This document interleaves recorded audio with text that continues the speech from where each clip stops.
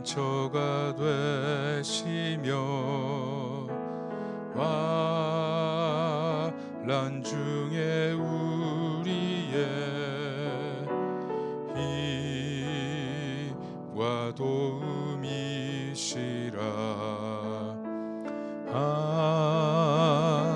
하나님은 우리의 피난처가 되시며 환난 중에 우리의 힘과 도움이시라.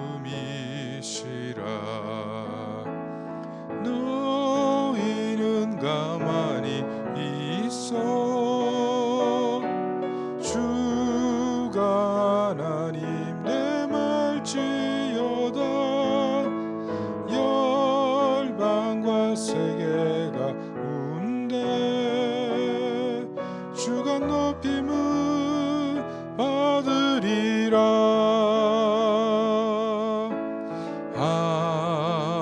하나님은 우리의 피난처가 되시며 환난 중에 우리의 힘과 도움이시라. 하나님은 우리의 피난처가 되시며 환난 중에 우리의 힘과 도움이시라.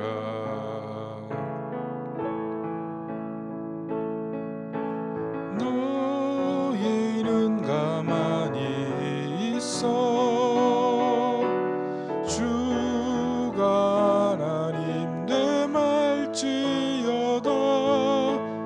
열방과 세계가 운대 주가 높임을 받으리라. 사랑합니다. 사랑합니다.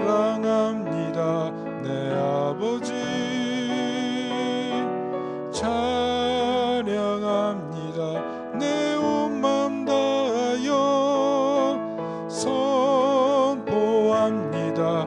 예수 그리스도 주님 오심을 기다리며 너희는 가만히 있어 너희는 가만히 있어 주가 하나님 내 말지어다.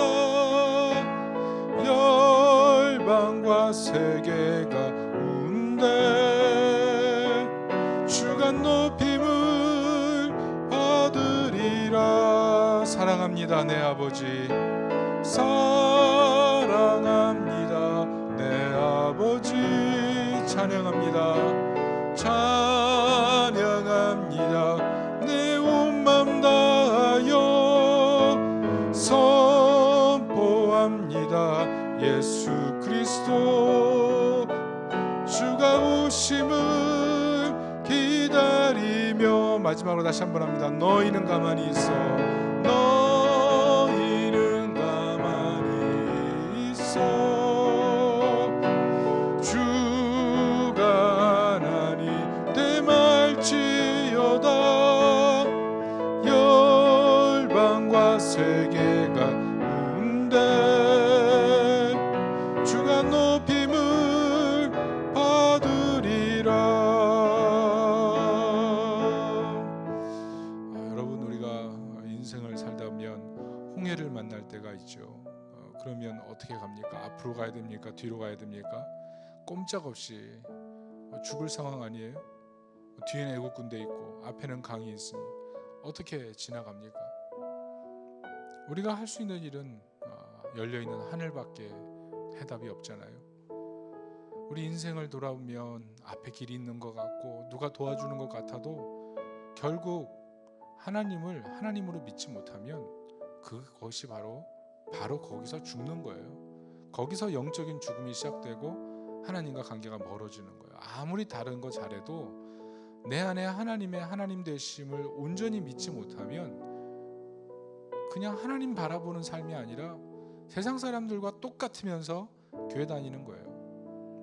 이 시간에 하나님, 내가 과연 홍해 기적을 바라보면서 하나님 의지하는 인생입니까?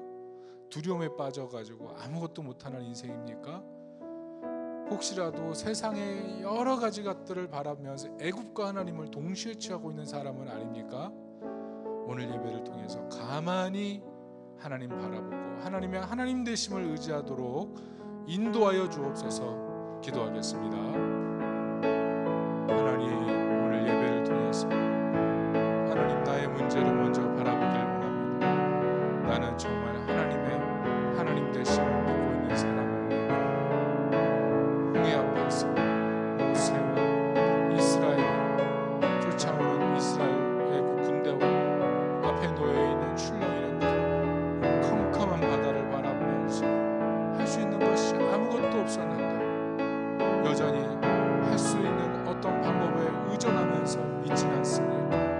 하나님, 우리 예수 다섯교회를 돌아보사 열려있는 하늘을 바라보게 하시고 하나님, 우리가 바라보는 것은 하나님께서 생각지 않은 열매와 생각지 않은 기쁨과 생각지 않은 도움을 주는 것입니다. 오늘 예배를 통해 하나님의 하나님 되심 그것을 기억하게 도와주시고 하나님, 오늘 예배를 통해서 오직 하나님이 우리의 하나님이심을 고백하며 아직도 애굽의 몸이 있고 마음이 있고 하나님을 향하여 온전한 마음과 믿음이 되지 못하면 내 자신을 돌아보며 회개하며 나가게 하옵소서.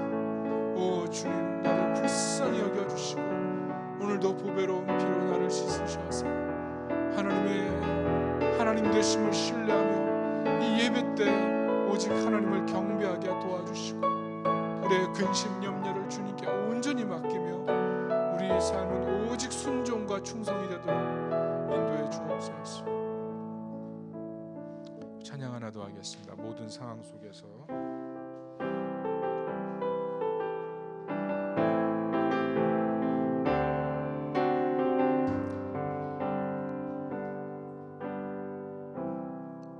모든 상황 속에서 주를 찬양할지라. 주는 너의 큰 상급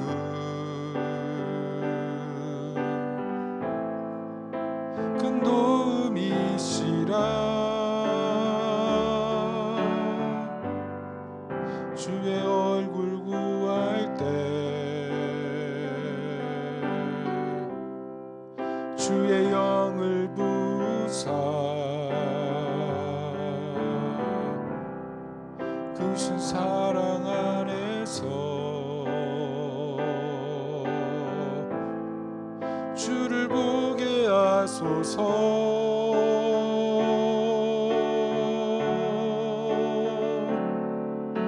내 영혼이 확정되고 확정되어 싸우니 믿음의 눈 들어 주를 바라봅니다. 내 영혼이 확정되고 확정되어 싸우니 믿음의 눈 들어 주를 바라봅니다. 주를 찬양할 때 주를 찬양할 때 주의 나라 이미 임했네. 주의 영원한 나라 주 보게 하소서. 내 영혼이 확정되고 확정되어 싸우니 믿음의 눈 들어 주를 바라봅니다. 내 영혼이 확정되고 확정되어 싸우니 믿음의 눈 들어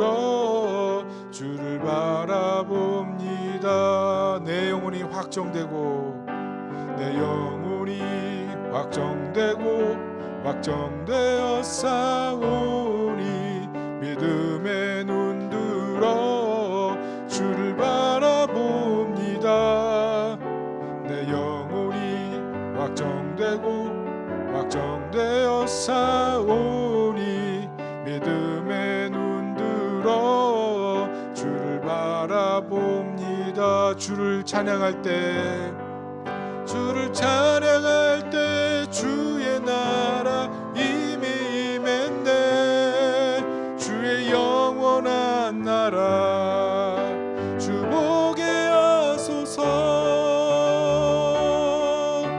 내 영혼이 확정되고 확정되어 싸우니 믿음의 눈 들어 주를 바라봅니다. 내 영혼이 확정되고 확정되어 싸우니 믿음의 눈 들어 주를 바라봅니다. 이 시간 우리 마음속에 결국 하나님에 대한 믿음이 우리 삶의 가치를 결정하고 우리 삶의 퀄리티를 결정하죠. 하나님이 내게는 어떤 분이신가요? 얼마나 크고 얼마나 놀라우신 분인가요? 아니면 그냥 내 머릿속에서 놀고 있는 하나님은 아닌가요? 내가 생각한 대로 따라주는 하나님, 내가 결정한 대로 따라와야 될 하나님은 아닙니까? 우리가 자녀 키울 때 자녀 걱정하면서 이래라 저래라 간섭하는 것처럼 하나님 말씀 앞에서 하나님을 순종하는 것이 아니라 하나님 말씀을 내 머릿속에서 제안하면서 하나님 나를 따라오세요. 역전되어 있는 건 아닙니까? 이 시간에 우리가 예배드리지만 여전히 하나님이 하나님 되어 있지 못하다면 오늘 예배를 통해서 회개하고 하나님을 온전히 신뢰하고 바른 믿음으로 나가야 될 줄로 믿습니다. 하나님 앞에 다윗이 도망다니고 사울을 두려워하고 죽음을 무서워하는 그런 상황 속에서 내 마음이 하나님을 향하여 확정되었다고 고백한 것처럼 하나님을 믿는 그 순간 두려움이 그때부터 사라지는 것 아니겠어요?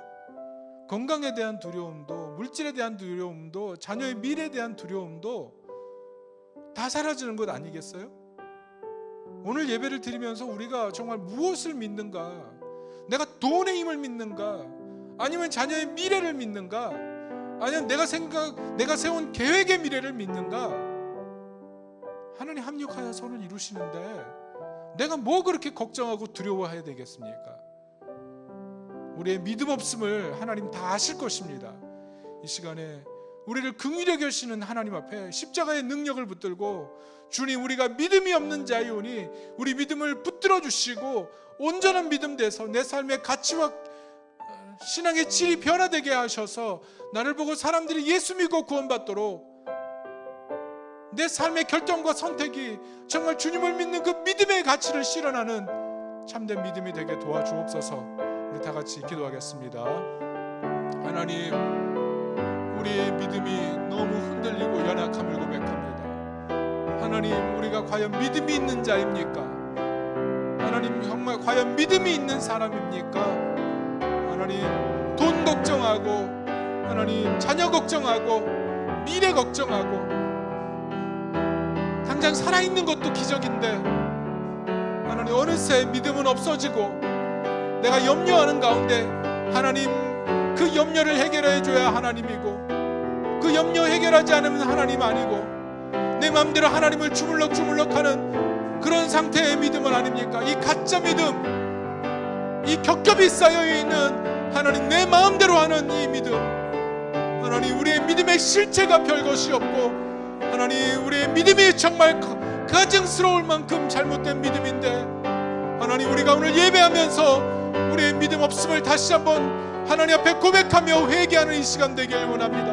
오늘 예배로 하나님 회개가 끝나는 것이 아니라 내 믿음의 실체를 우리 옆에 있는 사람들이 보고 예수 믿어야 되는 그런 결과가 나타나길 원합니다.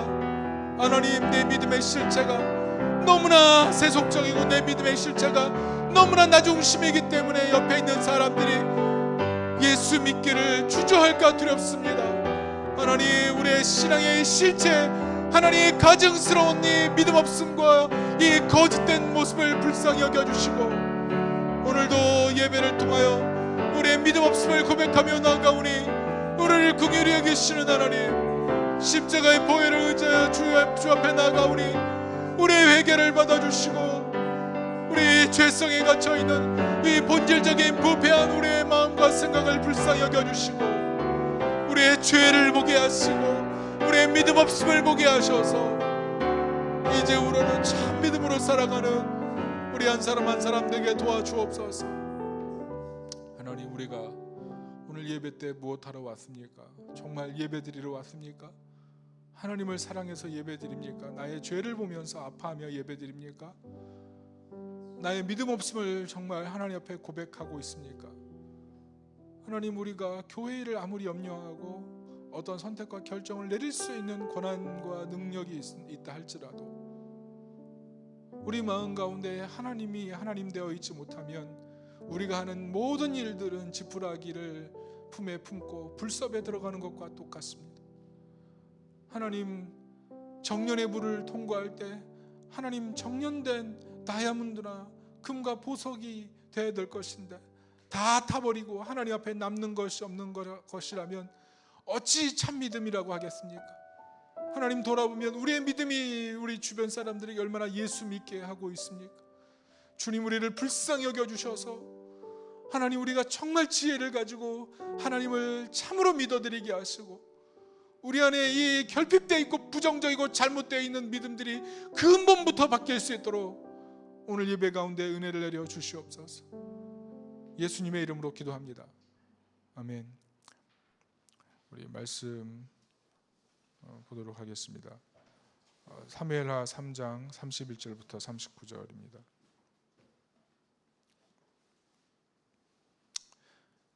사무엘하 본문 전체인데 우리 31절부터 39절까지만 교독하겠습니다. 제가 31절 읽습니다. 다윗이 요압과 및 자기와 함께 있는 모든 백성에게 이르되 너희는 옷을 찢고 굵은 배를 띠고 아브넬 앞에서 애도하라 하니라. 다윗 왕이 상여를 따라가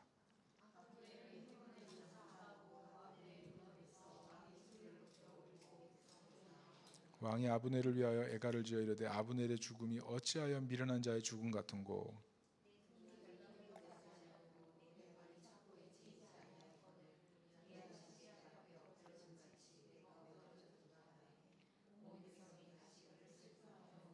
석양의 무백성이 나와 다윗에게 음식을 권하니 다윗이 맹세하이르되 만일 내가 해지기 전에 떡이나 다른 모든 것을 맛보면 하나님이 내게 벌 위에 벌을 내리심이 마땅하니라 하며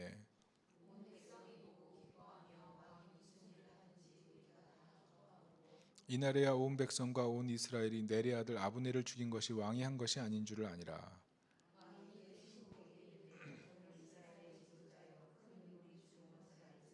같이 읽습니다. 내가 기름 부음을 받은 왕이 되었으나 오늘 약하여서 수리아의 아들인 이 사람들을 제어하기가 너무 어려우니 여호와는 악행하는 자에게 그 악한 대로 갚으실지로다 하니라. 아멘. 복을 이어받는 사람들이 되는 길, 이런 제목으로 말씀을 전하겠습니다. 하나님 나라는 어떤 것입니까? 허공에 있는 게 아니라 현실 속에 뿌리를 둬야 되는 것이죠. 그런데 오늘 1절을 보면 삭막한 전쟁이 있는 것을 보게 됩니다. 1절을 한번 볼까요? 이렇게 써 있죠. 사울의 집과 다윗의 집 사이에 전쟁이 오래매 다윗은 점점 강하여 가고 사울의 집은 점점 약하여 가니라. 다윗의 집, 어떻게 보면 하나님 나라의 모델과 같은데요. 오늘 그 집을 세우는 과정에 피비린내 나는 전쟁이 있었다는 겁니다. 그러니까 하나님 나라에 평화가만 있다? 절대로 그렇지 않아요. 교회에 평화만 있다? 절대로 그렇지 않아요. 전쟁이 있는 거예요. 계시록 보십시오. 예수님도 최후 승리할 때 전쟁을 하시잖아요. 그러므로 우리 하나님 나라를 바라볼 때 두 가지 그림을 항상 가져야 돼요. 천상에 있는 하나님 나라 승리적 교회, 지상에 있는 하나님 나라 전투적 교회. 공통 분모가 뭐예요? 전쟁이에요.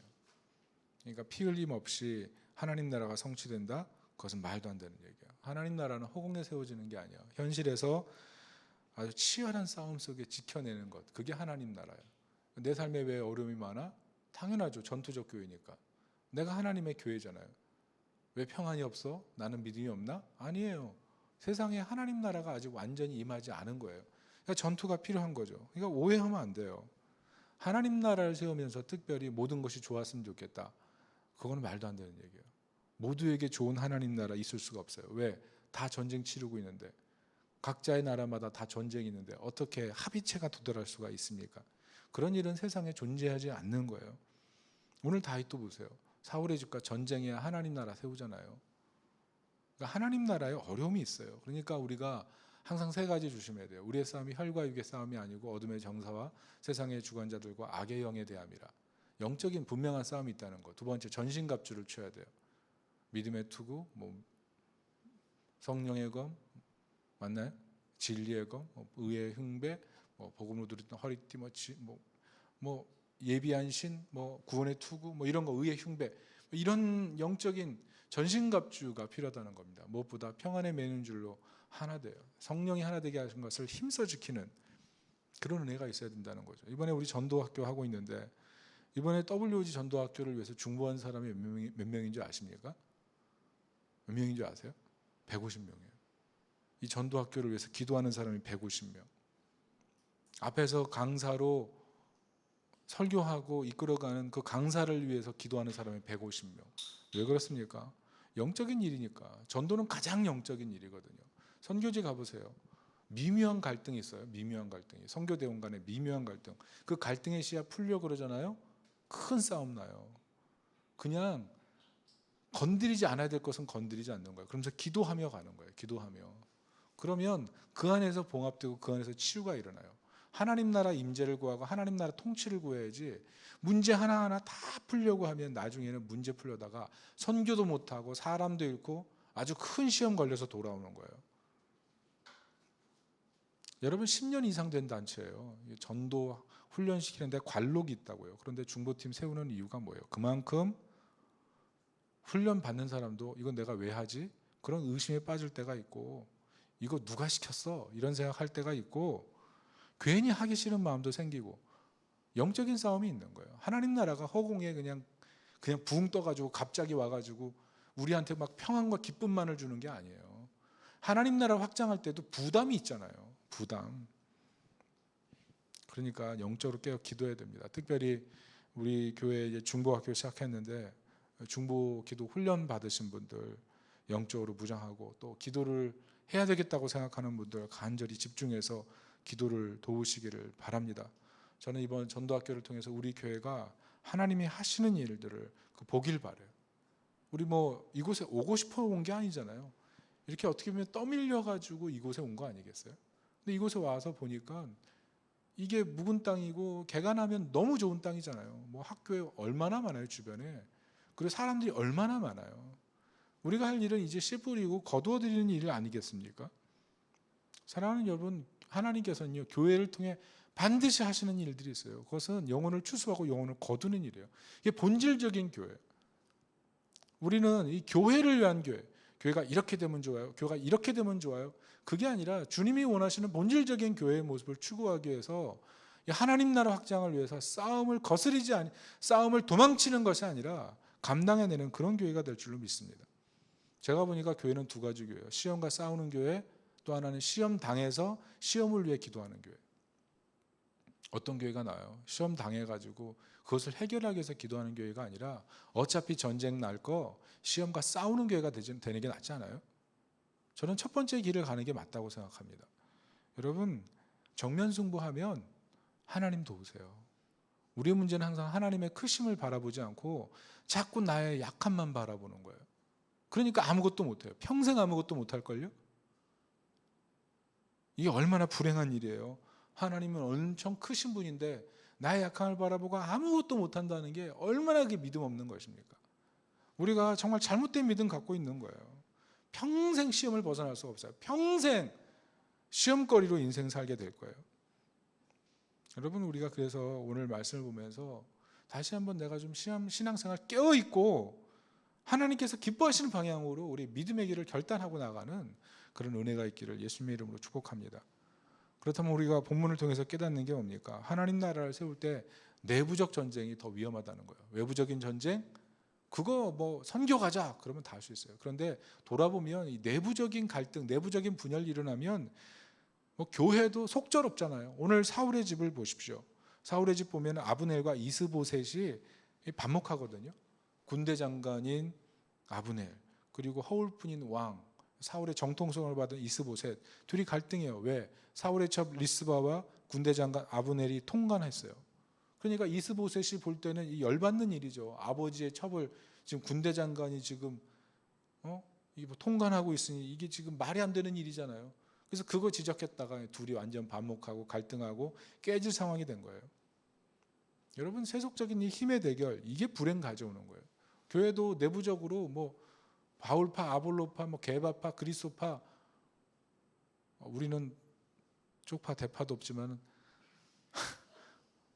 아니 생각해 보세요. 이 뭐 사람들끼리 서로 그렇게 분열되고 나뉘면 뭐가 좋겠어요? 마귀만 좋아하는 거지.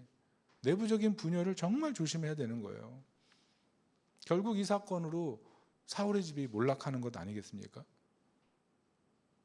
그래서 항상 조심해야 돼요. 오늘 근데 놀라운 사실이 뭐냐면 다윗 왕과도 내부적 분열이 없지 않았다는 거죠. 오늘 본문에 보시면 다윗과 요압 아슬아슬한 줄타기가 있잖아요.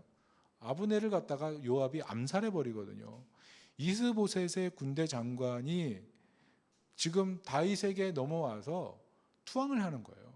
왜? 이스보셋과 지금 갈등이 생겼잖아요. 리스바 때문에. 열받아 가지고 이제 나 이스보셋 밑에 안 있겠다. 이제 다윗 밑으로 들어올 테니까 날 받아달라 해가지고 협정까지 다 끝났단 말이죠. 근데 이걸 알고 요압이 찾아가서 아브넬을 죽여요. 왜? 바로 우리 2장에서 봤죠. 아사헬. 요압의 이 동생 아사헬을 아브넬이 죽였거든요. 다윗과 아브넬이 평화협정 체결했는데도 요압은 복수심에 하나님을 바라보는 것이 아니라 복수심에 사로잡혀가지고 몰래 이 아브넬 데려와서 암살해버리잖아요.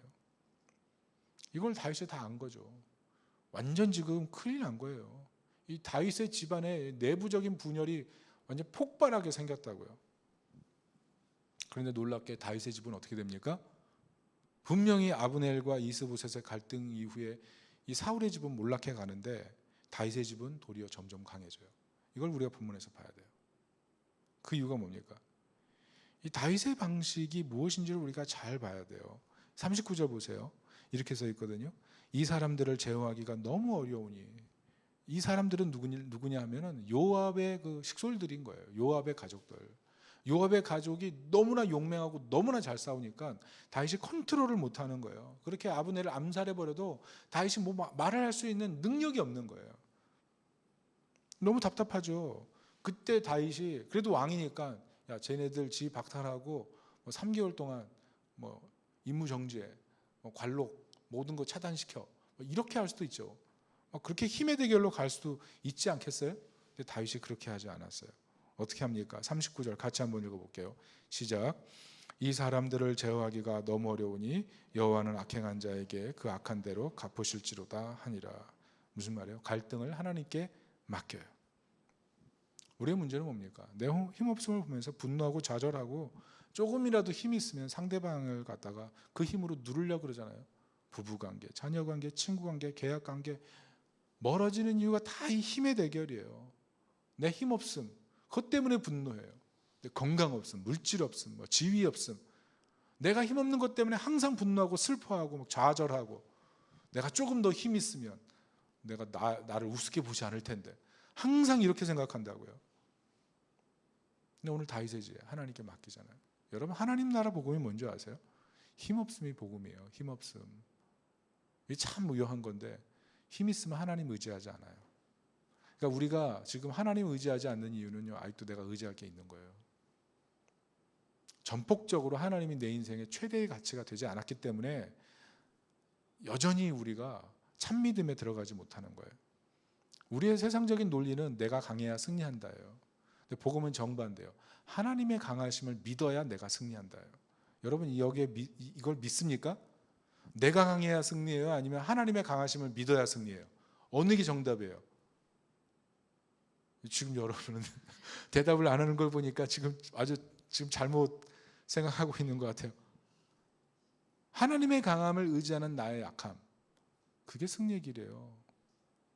내 약함, 내가 돈도 없고 힘도 없고 지혜도 없고 이 무식한 사람이 돼서 세상에서 그냥 하나님만 바라보고 살라는 게 절대로 아니에요. 공부도 열심히 하고 미래도 준비하고 힘을 가지는 게 맞아요. 세상은 힘 없으면 무시당해요.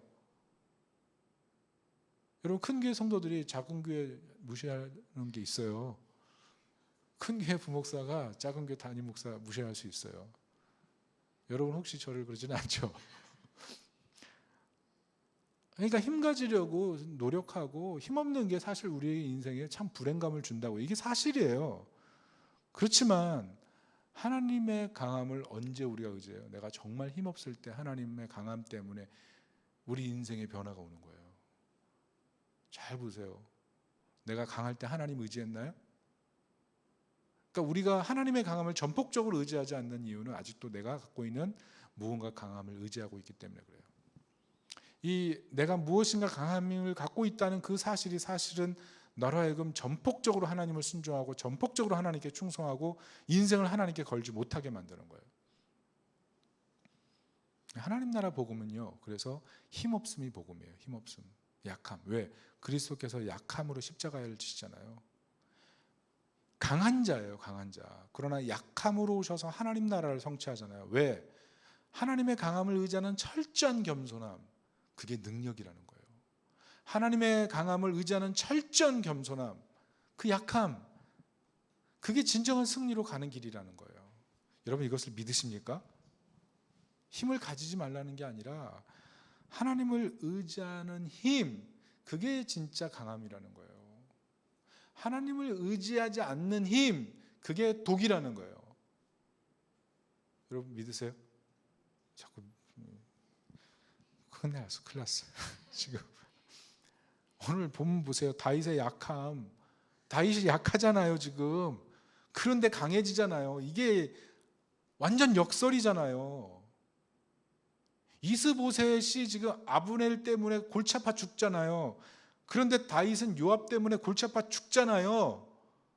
근데 다윗은 왜 승리하고 왜 이스보셋은 내려가냐고요. 하나밖에 없어요. 하나님의 강함을 의지해서 하나님께 맡기는 것. 여러분 정말 물질 문제 고민되면 하나님께 다 맡겨보세요. 건강 문제도 하나님께 다 맡기고, 자녀 문제도 하나님께 다 맡기고. 왜 그렇게 평안해? 다 맡겼거든. 아니, 뒤돌아보지 말아야 되는데 맡겨놓고 뒤돌아보고, 맡겨놓고 뒤돌아보고. 아니, 문 닫고 나올 때 그러잖아요. 가스불, 전기. 우리 항상 그래, 항상 그래. 근데 오늘 다윗은 맡겨요. 맡기고 찬양하고. 여러분, 이게 예수님의 길이에요. 예수님 약하심으로 이 땅에 오셔서 십자가 지고 올라가실 때 하나님의 강함만 바라보고 철저히 약하셨어요. 철저히 약하셨다고요. 하나님만 의지하는 철저한 약함, 이게 십자가의 길에서 예수님으로 하여금 모든 인류의 짐을 지게 만드는 완성적 성취고, 하나님이 예수 그리스도를 부활하는데 가장 큰 그 바탕이 된 거예요. 그러니까 우리의 약함이 우리가 볼 때는 머절스러운데, 머절? 하나님 보실 때는 하나님을 전폭적으로 의지하고 하나님의 영광을 부어주시기 위한 가장 좋은 스탠스인 거예요. 여러분 이것을 믿으시기 바랍니다. 아직도 예수님 그러잖아요. 나를 따르려거든 십자가 지고 자기 부인하고. 무슨 말이에요? 약하라. 너가 죽어야 산다. 예수님도 죽어야 부활했고, 우리도 마찬가지예요. 내가 죽고 내 힘이 죽고 내가 의지할 것이 하나도 없고 전폭적으로 하나님 모든 것이 되실 때, 홍해의 기적도 전폭적으로 하나님만 바라볼 때 그때 일어나잖아요. 한 사람, 딱 한 사람, 모세 한 사람의 믿음, 그냥 순종한 거잖아요. 순종. 모세도 마지못해 순종했는데 홍해 길이 열리잖아요. 믿음 좋은 사람이 어디 있어요 사실. 그런데 순종하는 거예요. 하나님께 걸어보는 거예요. 왜 우리 교회 자꾸 돈 없다 그래요? 차라리 로또라도 긁으면서 로또라도 긁으면서 제발 좀 그것도 하지도 않으면서 하나님께 맡기는 건요, 정말 좀 하나님에 대한 전폭적인 신뢰가 필요한 거예요. 전폭적인 신뢰가. 특별히 하나님께 맡길 때 두 가지를 조심하길 바랍니다. 싸워야 할 대상과 싸우지 않을 대상을 잘 구분하십시오. 오늘 다윗이 요압과 싸우면 안 되거든요. 요압과 싸우면 지금 사울의 집 꼴 나거든요. 안 싸우잖아요. 하나님께 맡긴 다음에 싸우려고 그러지 마세요. 누군가와. 싸울 대상과 싸우지 않을 대상 구분해야 돼요. 그리고 두 번째, 피 흘리지 않는 범위 안에서만 힘을 사용하세요. 피 흘리지 않는 범위 내에서. 오늘 대표적인 게 오늘 본문에 우리가 읽지 않았지만 미갈의 문제예요. 미갈의 문제가 뭡니까? 이 다윗의 원부인이 미갈이잖아요. 지금 이 미갈이 다윗이 사울에게 배척당하고 나서 막 떠돌아다니니까 사울이 열받아가지고 이 미갈을 갖다가 다른 사람에게 시집 보내버렸죠. 그걸 라이스의 아들 발델인가 맞아요. 보면 발델이라고 나오거든요. 이 발델에게 보내버려요. 그래서 이 미갈은 이제 새 남편하고 살고 있었거든요.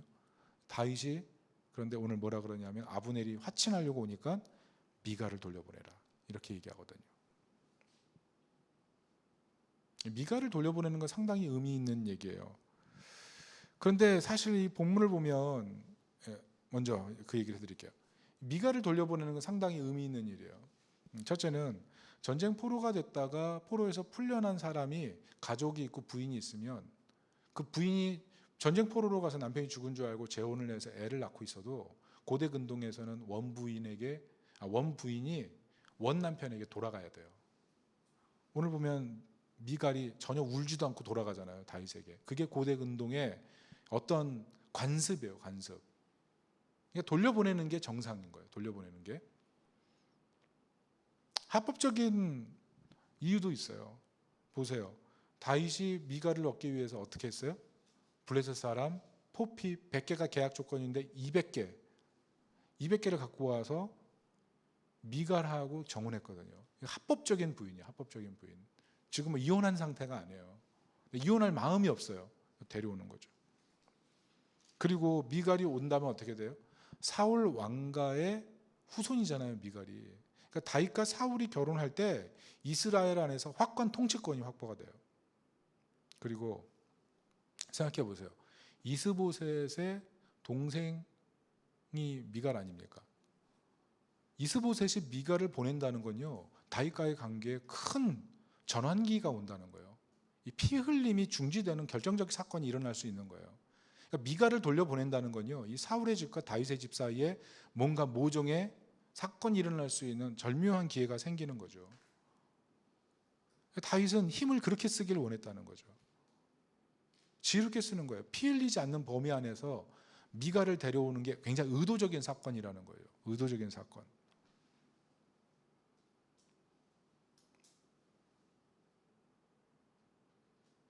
본문에 보면 우리는 오해할 수 있어요. 2절부터 5절 보면 부인이 6명이나 되어 벌써. 자녀도 6명. 미갈 사이 자녀가 없는데 우리는 이상하게 생각할 수 있죠. 왜 이렇게 다윗이 욕심이 많아? 이렇게 생각할 수 있는데 이 피 흘리지 않는 범위 내에서 다윗이 미갈을 데려오는 사건은 우리가 좀 그런 관점에서 새롭게 좀 볼 필요가 있어요. 요압과 싸우지 않고 또 사울의 집과 싸우지만 이 사울의 집과의 전쟁을 종식시키기 위해서 미갈을 데려오는 다윗의 한수, 이게 의미가 있는 거예요.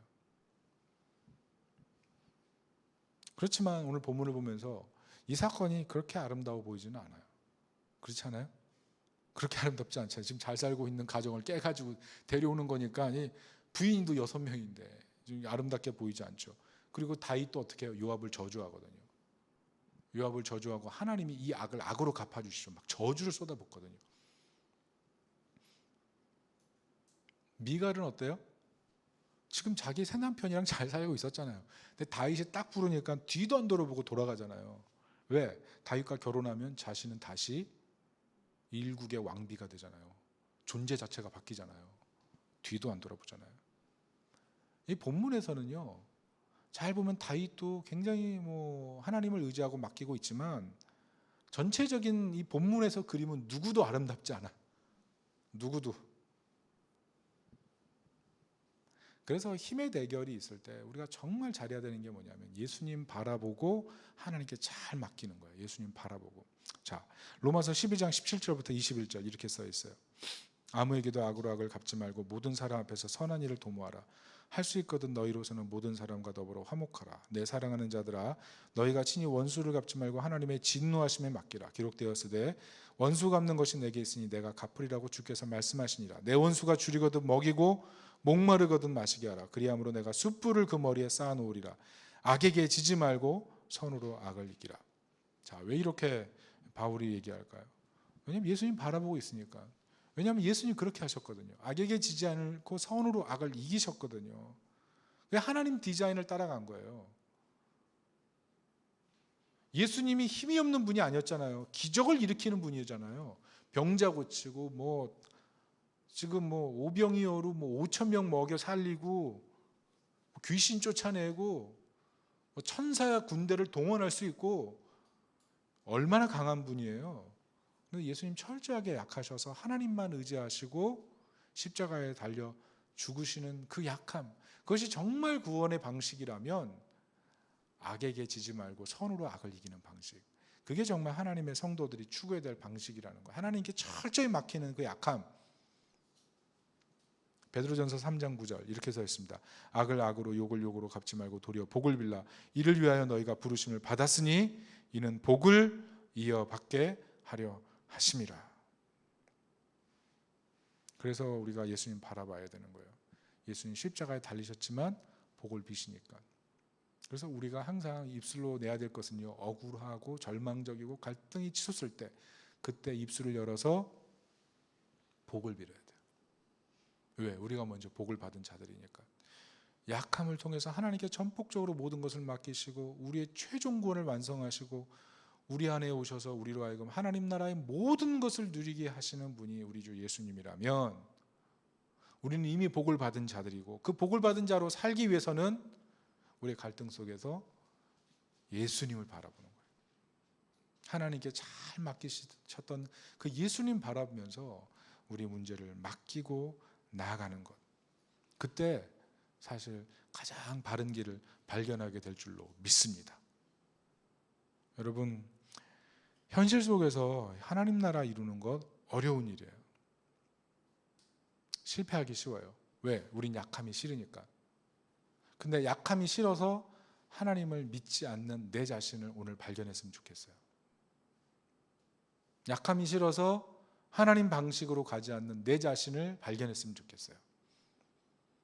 오늘 다윗도 하나님께 맡기지만 결국 그렇게 아름다워 보이지 않는 것처럼 우리 모두는 하나님께 맡긴다고 하면서 그렇게 아름답지 않은 모습으로 살아갈 때가 너무 많아요. 결국 우리는 해결책을 갖고 있지 못해요. 그래서 우리의 방식은 예수님 끝까지 바라보는 거예요.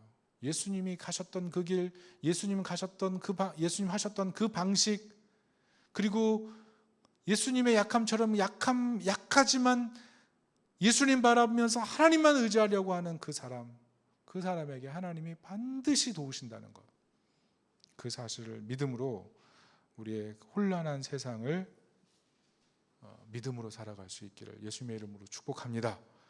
그래서 복을 비시고 복을 이어받는 그런 하나님의 백성 되시기를 예수님의 이름으로 축원합니다.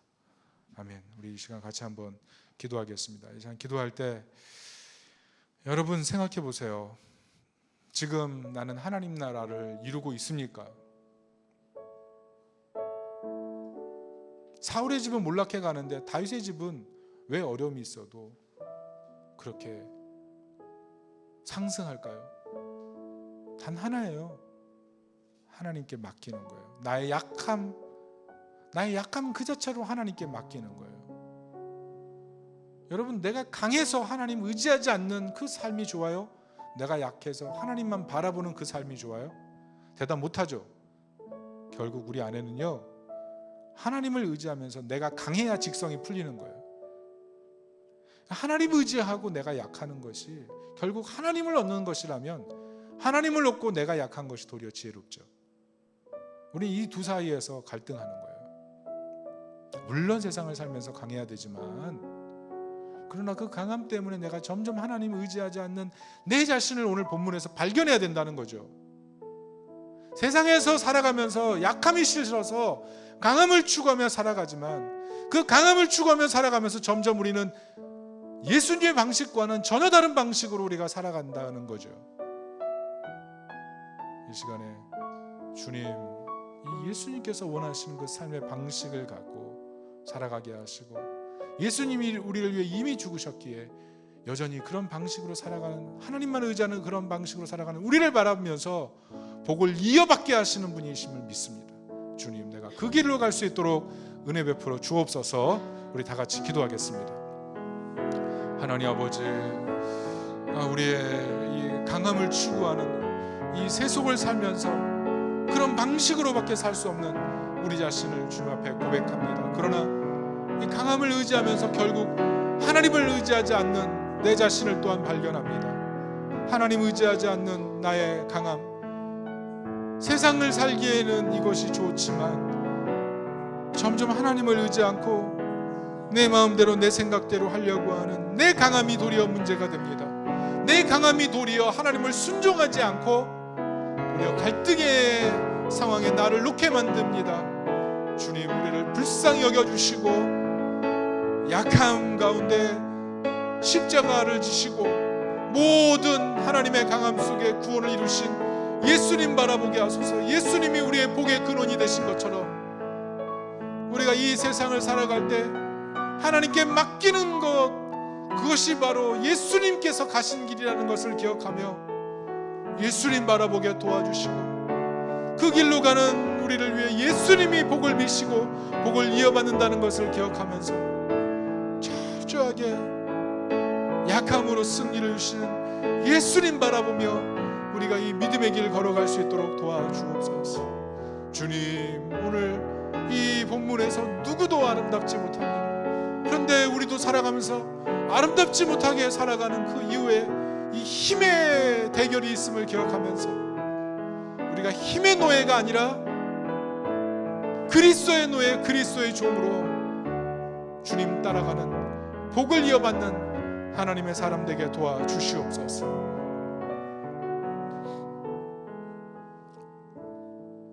오늘 말씀을 보면서 우리가 세상의 힘의 노예가 되어 있음을 고백합니다. 예수님 힘의 노예가 아니라 힘없는 자로 오셔서 세상을 구원하셨기에 예수 그리스도의 종, 예수를 바라보는 사람에게, 예수 그리스도의 종이 되는 사람에겐 하나님의 그 크신 능력으로 우리 삶에 놀랍게 일하시는 줄로 믿습니다. 힘없는 자가 되라는 것이 아니라 그리스도 안에서 약한 자, 하나님만 바라보는 겸손한 자, 그리스도의 종으로 살아가는 그 사람, 그 사람에게 가장 큰 복이 있다는 것을 날마다 기억할 수 있도록 은혜 내려 주시옵소서. 예수님의 이름으로 기도합니다. 아멘. 우리 옆 사람들에게 인사합시다. 힘의 노예가 되지 말고 예수님의 노예가 됩시다.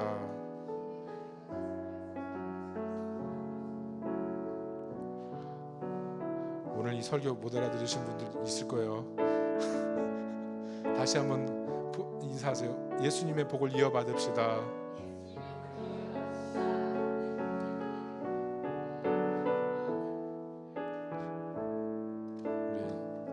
나중에 궁금한 건 예배 후에 저한테 질문하시고 찬양하겠습니다.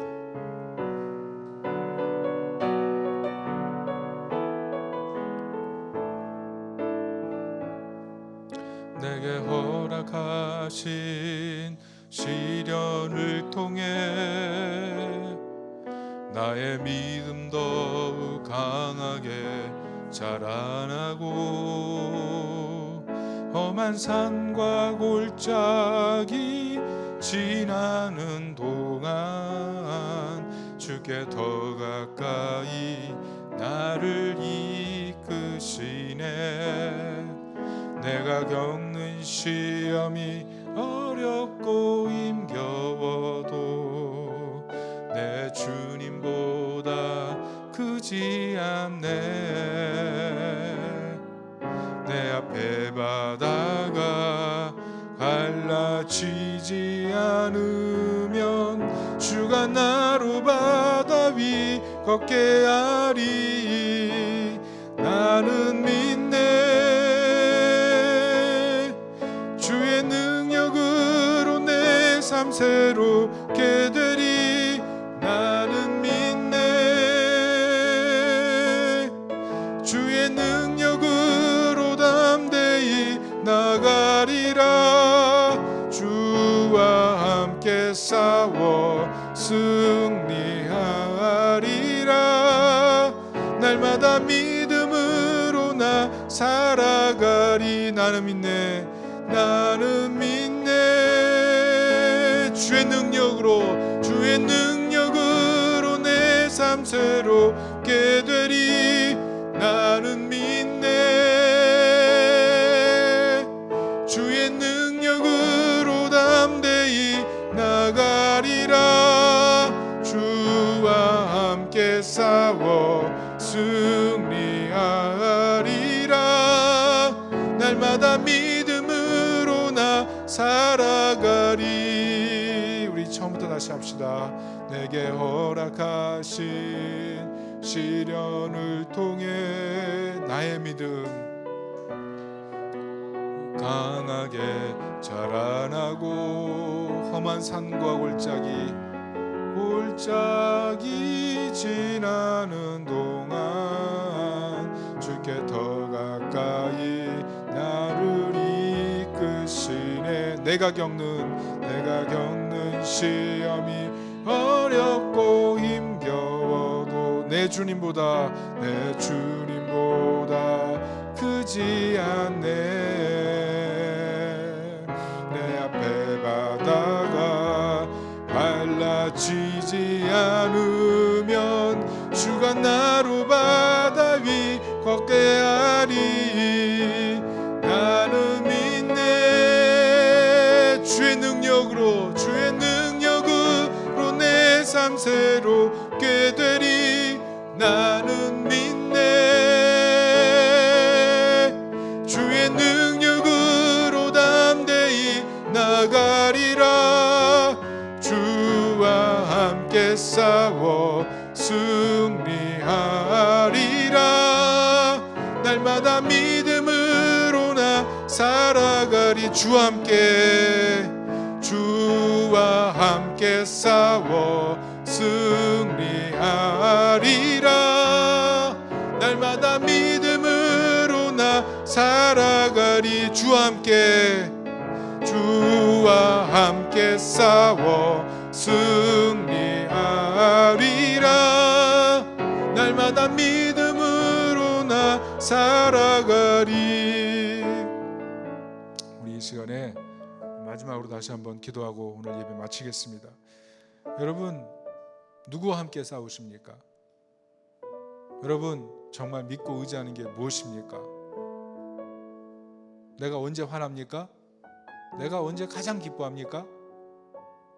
그게 지금 내가 함께하고 싶은 존재고 내가 가장 사랑하고 의지하고 믿고 있는 거예요.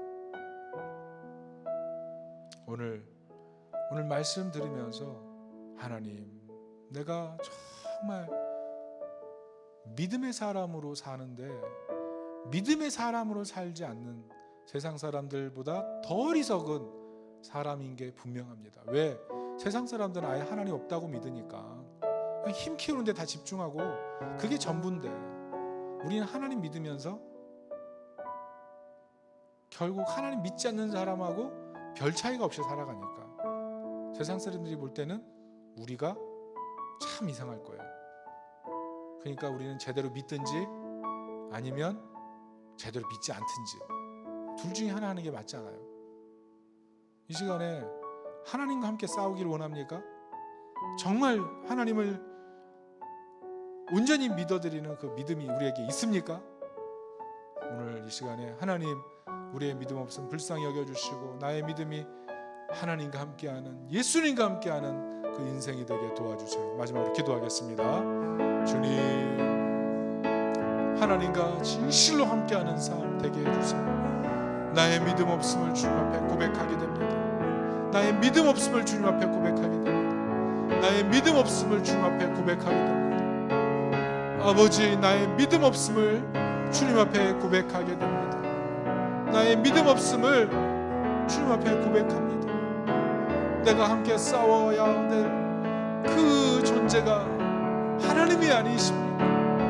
내가 정말 믿고 신뢰할 존재가 하나님이 아니십니까? 내가 도대체 누구를 기뻐하고 누구를 사랑하고 누구와 함께 있는 것을 가장 좋아합니까? 내 안에 정말 하나님을 신뢰하고 하나님을 사랑하고 하나님을 기뻐하고 힘의 대결이 아니라 힘의 노예가 아니라 그리스도의 종으로 그리스도의 노예로 그리스도의 사람으로 사는 것, 그것을 가장 기뻐하는 우리가 되게 하소서. 그래서 이 세상 속에 정말 하나님의 죄를, 하나님에 대한 참 신뢰로 우리 인생을 살아드리는 우리 한 사람 한 사람 되게 도와주세요.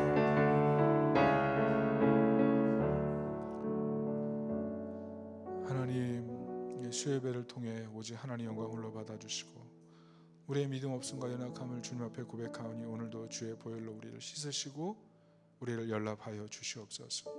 우리 남은 생애가 참 믿음의 길 가게 하시고 하나님과 함께하는 온전한 싸움 되도록 축복하여 주옵소서. 전도학교 참여 많은 이들을 축복합니다.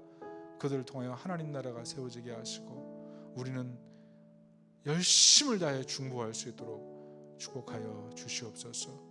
하나님, 우리 교회에 당면한 여러 가지 문제 있고 우리 인생에 당면한 여러 문제 있는데 하나님 왕이십니다. 하나님 주인이십니다. 하나님 통치자십니다. 놀라운 기쁨으로 우리에게 안겨주실 줄로 믿고 또한 우리 삶의 가정의 형편에 이 놀라운 믿음의 역사가 나타날 줄로 믿습니다. 예수님의 이름으로 기도합니다. 아멘.